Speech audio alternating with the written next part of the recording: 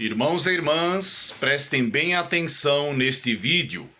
A Conferência Geral da Igreja Adventista está para decidir algo muito importante. Foi escrita uma carta de alguns irmãos, de muitos irmãos da Igreja Adventista, pedindo para que a Igreja Adventista se retire da ONU. A Igreja Adventista está, desde 1985, ligada à ONU como uma ONG. E a ADRA também está ligada à ONU. Então, muitos membros, não sei quem são, mas muitos membros da Igreja Adventista escreveram uma carta para a Associação Geral, dizendo que querem o desligamento da ONU e do papado. Então, irmãos e irmãs, porque sabemos que o papado está ligado à ONU, e eles querem uma resposta da Conferência Geral até 19 de dezembro de 2025. Vejam este vídeo, irmãos e irmãs. Nós estamos vivendo no tempo do fim. A igreja está para passar por uma reforma. Vejam este vídeo, compartilhem o vídeo, se inscrevam no canal, deixem seu like, ativem o sininho, ajudem o nosso trabalho. O Senhor Jesus está vindo em breve. Maranata, o Senhor logo vem. E uma palavra de motivação para mantermos o foco na missão. A Bíblia é o nosso alicerce e manteremos o foco na Bíblia e na missão. Foco na missão. A mesma unidade e a mesma ousadia na missão. Devemos manter o foco sempre na missão. Em minha devoção matinal, tenho dedicado um tempo ao estudo do livro de Juízes, e vou dizer uma coisa, estou realmente gostando da natureza de algumas coisas contidas neste livro. Há muitas lições espirituais que podemos aprender sobre os filhos de Israel e aplicar à nossa igreja hoje. E enquanto eu li o livro, comecei a perceber algo extremamente interessante. Há um ciclo que se destaca muito rapidamente. Cada um deles começa com a letra S. Pecado, Israel se afasta de Deus. Escravidão, Deus permite a opressão. Súplica, Israel clama a Deus. Salvação, Deus levanta um juiz. E então vem a estabilidade, um tempo de paz. E pouco tempo depois, esse ciclo se repetiu inúmeras vezes. Um artigo foi publicado em 20 de novembro de 2025 no Fulcrum 7 e diz: o Grupo Adventista do Sétimo Dia envia uma carta aberta à Conferência Geral pedindo o rompimento de relações com as Nações Unidas. Nossa, apertem os cintos. Uma pergunta para você. Por que a nação de Israel, como eles conseguiram entrar nesse ciclo insano? Como isso aconteceu? Bem, deixe-me mostrar isso a vocês. Existem 4 razões que são encontradas ao longo do livro de Juízes. A primeira é a obediência incompleta. A primeira coisa que temos é que eles não expulsaram os habitantes, os cananeus que viviam entre eles. Eles permitiram que eles existissem e receberam uma ordem de Josué e também de Moisés para expulsá-los. Isso não foi cumprido. Número 2, esquecimento espiritual. E depois deles surgiu outra geração que não conhecia o Senhor. Vejam, depois que os pais da igreja e os homens fiéis morreram, posso dizer que os pioneiros foram dormir. Essa transigência e esquecimento espiritual começaram a ocorrer porque esses homens fiéis e as escrituras dizem que não havia liderança. Eles começaram a fazer o que era certo aos seus próprios olhos. Assim vemos essa ideia de esquecimento acontecendo também em Israel. A terceira coisa que temos é que eles seguiram outros deuses e provocaram a ira do Senhor, um tipo de transigência cultural. Eles queriam ser como as outras nações, certo? Eles queriam ser incluídos. Eles queriam ser identificados com eles, que começaram a fazer algumas transigências sérias em sua adoração a outros deuses. E as escrituras continuam dizendo que, quando eles escolheram novos deuses, houve guerra nos portões da cidade. Tal transigência era uma violação séria da lei de Deus, violando até mesmo sua própria liberdade religiosa. O número 4 é a aliança profana. Nos é dito: não fareis aliança com os habitantes desta terra, destruirás os seus altares, mas não obedecestes a minha voz. Por que fizeram isso? Agora, você pode estar dizendo: nossa, isso é triste. Olhe para a nação de Israel, vejam como eles se comportaram. Isso é realmente muito triste, como eles se deixaram envolver por um ciclo tão terrível. Mas espere um minuto, não estamos fazendo a mesma coisa? Em 1985, Neil Wilson anunciou na Conferência Geral em New Orleans que a Igreja Adventista do Sétimo Dia havia buscado e obtido uma aliança formal com as Nações Unidas. Não houve qualquer contribuição ou discussão por parte dos delegados sobre o assunto.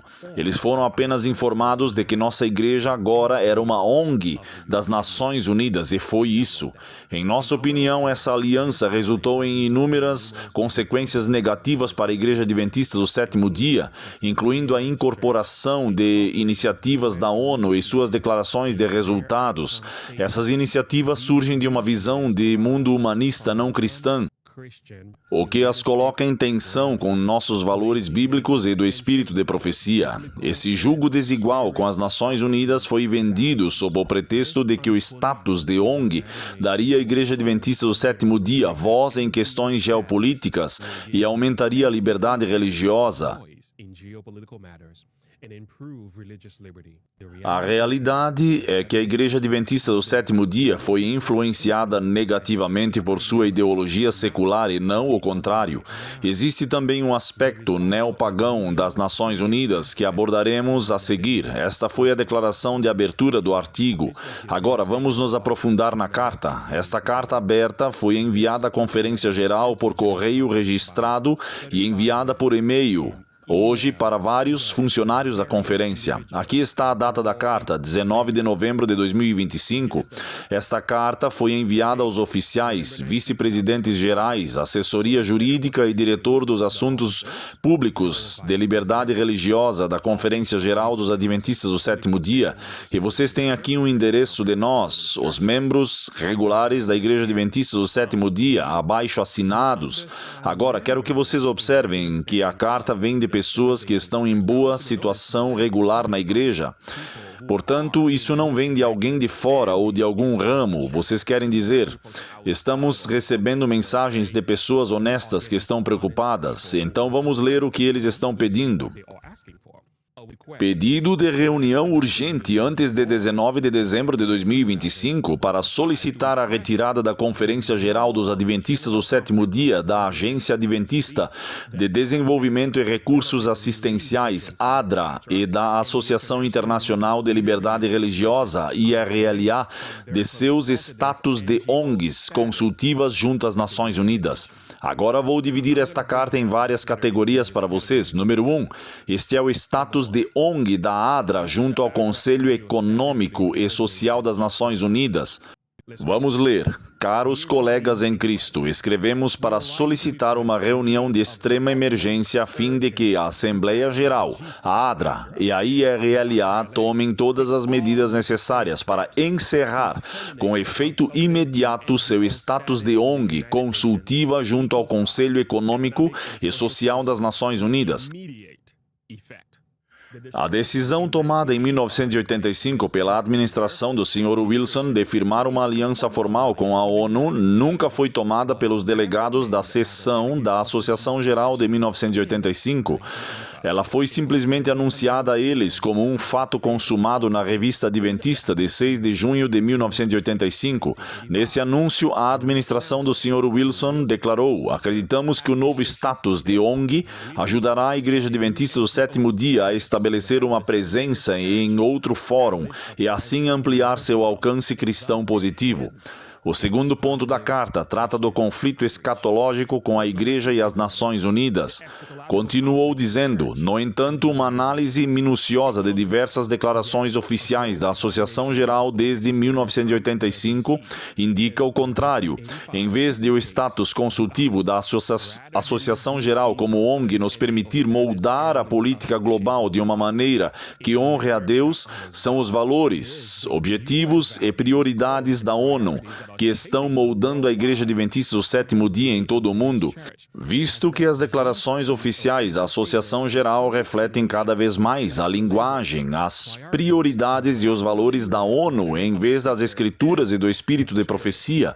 Como exemplo, a Declaração de Reafirmação do Conselho Geral de outubro de 2021 reflete os princípios contidos na Declaração Universal dos Direitos Humanos, artigos 292 e 293, segundo os quais quais os direitos humanos de um indivíduo, incluindo a liberdade religiosa e a liberdade de consciência, não são absolutos, mas estão sujeitos ao que a ONU determinar ser necessário para o bem-estar geral da sociedade. A carta prosseguiu dizendo, Apocalipse 17:2, contém uma advertência profética para nós nos últimos dias na terra. Então veio um dos 7 anjos que tinham as 7 taças e disse: Vem, mostrar-te-ei o julgamento da grande prostituta que está assentada sobre muitas águas, com quem os reis da terra se prostituíram, e com o vinho da sua prostituição os habitantes da terra se embriagaram. Como adventistas fiéis à Bíblia, cremos que a Babilônia, do fim dos tempos, é a união entre o cristianismo apóstata, as falsas religiões e os reis deste mundo, todos liderados pelo papado, o anticristo das Escrituras, que dissemina seus falsos ensinamentos por meio das ações unidas dos reis do nosso mundo. Em 6 de abril de 1964, o papado recebeu o estatuto de Estado Observador Permanente em vez de Estado-membro como tal. O papado tem o direito de participar em todas as sessões da Assembleia Geral, do Conselho de Segurança, da ECOSOC, para observar o seu trabalho. O papado é legalmente capaz de ratificar tratados internacionais e, portanto, participa ativamente da negociação do direito internacional, fazendo tratados na ONU. Pode fazer propostas substantivas, rejeitar as mesmas propostas de outras partes negociadoras, solicitar uma votação e até mesmo votar. O próximo ponto que a carta destaca é a ameaça à liberdade religiosa e à liberdade de consciência. Ela continua dizendo: empoderado por Satanás, o papado é o mais feroz inimigo da liberdade de consciência. O Papa Gregório XVI, em sua encíclica Mirari Vos, declarou esta vergonhosa fonte de indiferença da origem, aquela proposição absurda e errônea que afirma que a liberdade de consciência deve ser mantida para todos. Ela espalha a ruína nos assuntos sagrados e civis, embora alguns repitam incessantemente com a maior imprudência que alguma vantagem advém disso para a religião. O Papa Pio IX condenou, no Syllabus of Errors, a ideia de que todo homem é livre para abraçar e professar a religião que, guiado pela luz da razão, considerar verdadeira. Ao longo dos séculos, dezenas de milhões de fiéis discípulos foram assassinados pelo papado em sua busca pela supremacia espiritual e temporal e para extinguir a liberdade de consciência.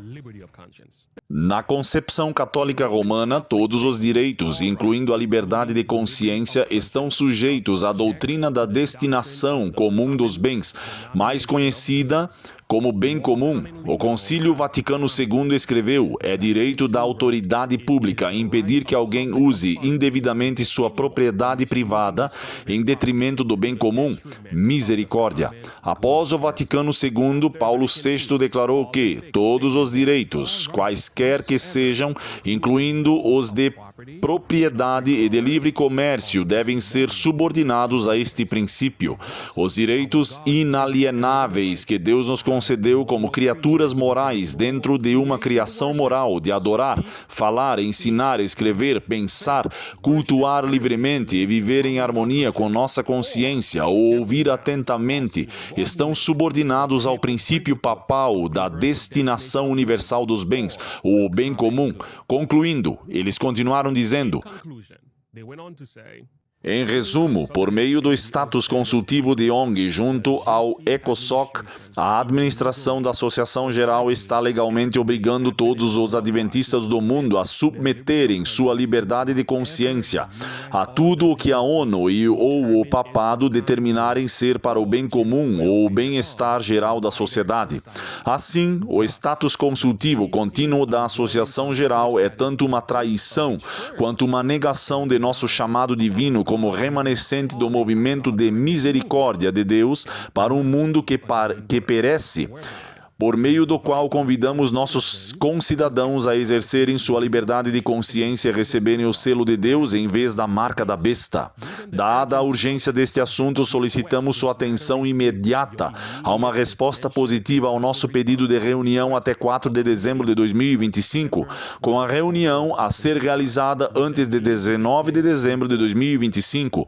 O tempo é essencial, pois esperamos que esta questão seja abordada publicamente durante os eventos de liberdade religiosa em meados de janeiro de 2026 em toda a divisão norte-americana.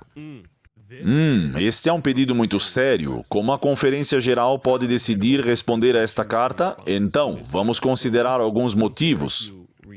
Existe a possibilidade de um tratamento silencioso ou de uma resposta mínima. Nesse caso, ou não se ouve nada ou se ouve muito pouco em resposta a esta solicitação desta carta. Há também a possibilidade de a Conferência Geral defender a liberdade religiosa. A Conferência Geral pode optar por dizer sim, temos um relacionamento com a ONU, sim, temos o status de ONG por meio da ADRA, mas é para o propósito da liberdade religiosa em todo o mundo. Essa também pode ser a resposta. O próximo apelo é por unidade e ao foco na missão. Podemos ouvir como resposta: vamos focar na missão. Vamos permanecer unidos. Esse tipo de assunto é divisivo. Vocês farão com que as pessoas deixem a igreja e não confiem na instituição da nossa igreja e coisas assim. Então, esse também é outro assunto, certo? Se você esteve na Conferência Geral, você ouviu essa ênfase na Conferência Geral 2025, certo? Na última Conferência Geral, houve essa ênfase na missão, foco na missão, foco na missão. Embora houvesse todas as questões óbvias que estavam sendo negligenciadas. Em seguida, reafirmação da identidade profética. Então, alguns dirão que somos a Igreja de Deus. Somos a Igreja de Deus. Não há nada com que se preocupar. O Senhor levará o navio até o fim. Não precisamos nos preocupar com o que está acontecendo aqui. Não importa qual seja o comprometimento, está tudo bem. Há também aquela resposta que você pode esperar. Há a resposta de esclarecimento e contextualização. É o que quero dizer com isso, é que alguns começarão a pregar, ou alguns ministros serão designados para abordar algumas das afirmações feitas nesta carta. Você poderá ouvir isso em alguns púlpitos. Pode ser que um vídeo seja divulgado e digamos que esta carta diz isso, mas aqui está exatamente o que acreditamos, que é o que estamos fazendo. Então, haverá esclarecimento e contexto para dizer que eles não estão dizendo a verdade. Mas aqui está a nossa verdade, a nossa posição sobre isso. Então você também pode ficar atento a isso. Ao engajamento com a preocupação, então pode haver uma resposta mais diplomática do tipo: ei, eu entendo o que você está dizendo, eu compreendo sua preocupação, vamos dar uma olhada nisso e assim por diante. Vamos sentar e conversar, não vamos tornar isso mais público do que já é, e coisas assim. A ênfase na identidade apolítica, pode haver uma alegação que sairá dizendo que somos apartidários, não temos nada a ver com política, estamos simplesmente trabalhando para o Senhor. Novamente, liberdade religiosa, vocês sabem, coisas assim. Revisão interna. Então pode haver outra resposta dizendo que vamos analisar isso dentro da igreja, vamos analisar e basear em políticas no que está acontecendo aqui. Podemos não responder publicamente, mas estamos realmente trabalhando nisso internamente. Então essa pode ser outra possibilidade. Por último, mas não menos importante, há a retaliação contra os membros. Isso também pode ser uma resposta. Então isso pode vir de diferentes maneiras. As pessoas que escreveram esta carta podem esperar alguma perseguição, seja uma punição leve, uma censura branda ou até mesmo agressiva, eu acho, ou algumas dessas pessoas podem ser desassociadas por isso. Essa é uma possibilidade. A Bíblia apoia isso? O manual da igreja apoia isso? A resposta é não. Mas isso pode ser usado e feito? Claro que pode. Então fiquem atentos a elas. Eu gostaria de ouvir de vocês qual dessas respostas vocês acham que virá da Conferência Geral. Se me perguntassem, eu diria que a número 2 seria uma delas. E a próxima é foco na missão. Acho que nos números 2 e 3 haverá uma forte ênfase na unidade. Foco na missão, e também estamos fazendo isso pela liberdade religiosa, é daí que acho que sairá. Agora vamos dar uma olhada em algumas das pessoas que escreveram esta carta, que tem nomes muito interessantes. Bem, são indivíduos muito interessantes. Vamos parar por aqui. Então vamos voltar rapidamente para Juízes, capítulo 2. O ciclo ali é o ciclo do pecado, escravidão, súplica, salvação e estabilidade que encontramos ao longo do livro. O que está acontecendo aqui é a ênfase de súplica. O povo de Deus, Israel, está clamando a Deus. Eles estão clamando dizendo que isso não está certo. Eles suspiraram e choraram pelas abominações que estão sendo feitas. A Bíblia diz em Ezequiel 9:4, disse-lhe o Senhor, passa pelo meio desta cidade, pelo meio de Jerusalém, marca com um sinal na testa os homens que suspiram e gemem por causa da abominação que está sendo feita no meio dela. Então, o que você diz sobre esta carta? So, what do you say about this letter? Vejam o que Ellen White escreveu. Líderes imprudentes não falam por Deus. A voz de Battle Creek, que tem sido considerada como autoridade para determinar de que maneira deve ser efetuada a obra, não é mais a voz de Deus. Eventos Finais, página 50, parágrafo 2. Faz alguns anos que eu considerava a Associação Geral como a voz de Deus. Eventos Finais, página 50, parágrafo 3. Isso desses homens se encontrarem num lugar sagrado para serem como a voz de Deus para o povo, conforme antes acreditávamos ser a Associação Geral, é algo que já passou. Eventos Finais, página 50, parágrafo 4.